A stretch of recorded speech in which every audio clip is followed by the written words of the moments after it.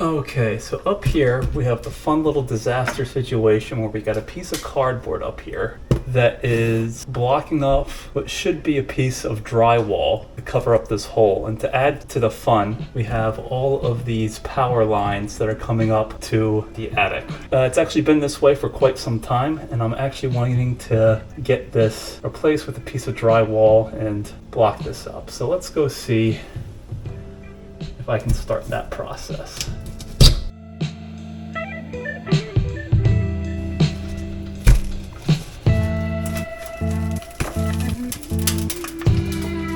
Okay, so it is a lovely little disaster up there. So now what I'm doing is just taking some measurements so I can plan out how I'm going to cut this hole into a regular shape.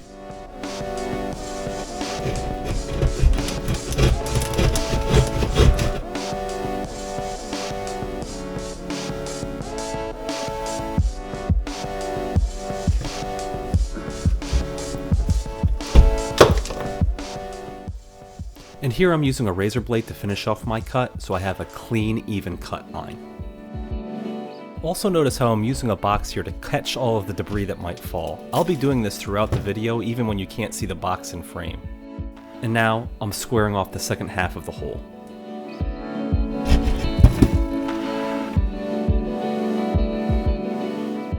And now that the hole in my ceiling is a regular shape, I'm cutting out a second piece of drywall to cover up that hole.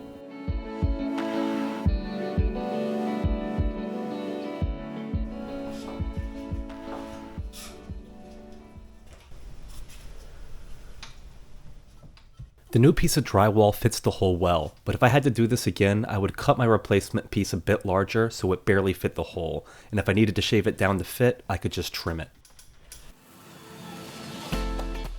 Now I'm cutting a couple of fairing strips from a $2 1x3 that I'll place behind the hole to support the new drywall patch.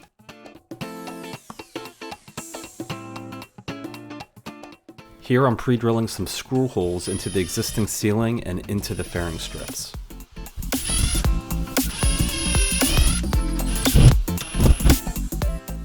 Then I can add the screws.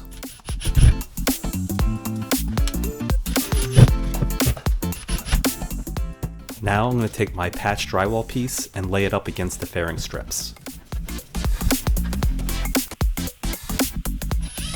After pre-drilling some holes through the drywall patch and the fairing strips, we can screw our patch into place.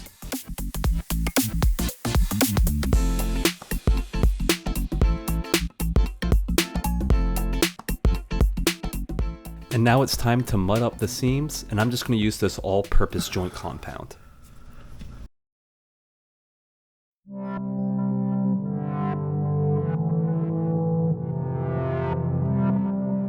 After a layer of mud is down, I can place some drywall mesh tape over the mud.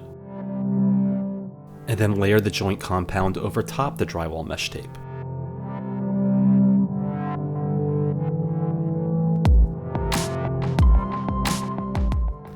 At this point, I felt that I left too big of an opening where the wires enter the attic, so I cut a small, tight-fitting drywall piece to fit into this area.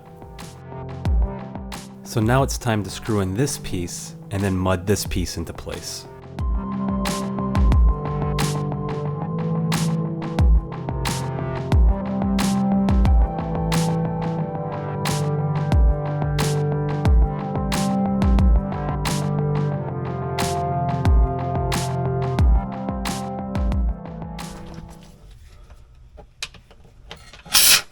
So now that I'm pretty close to the edge of the wall, I'm going to fill in the final gaps with some spray foam.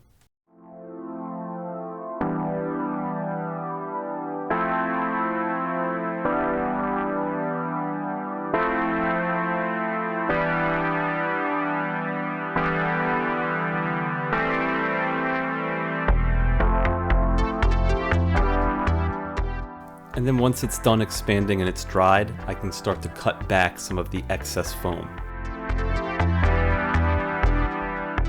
And now I can start sanding some of the dried joint compound.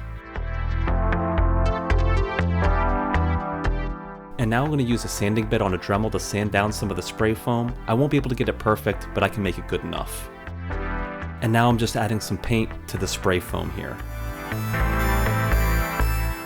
The next day, now that the joint compound has dried, I'm going to come back with a larger drywall knife and add a second layer to smooth things out a bit.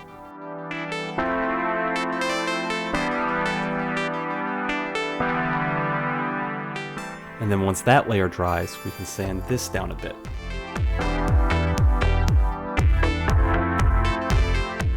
And finally, we can then paint the ceiling.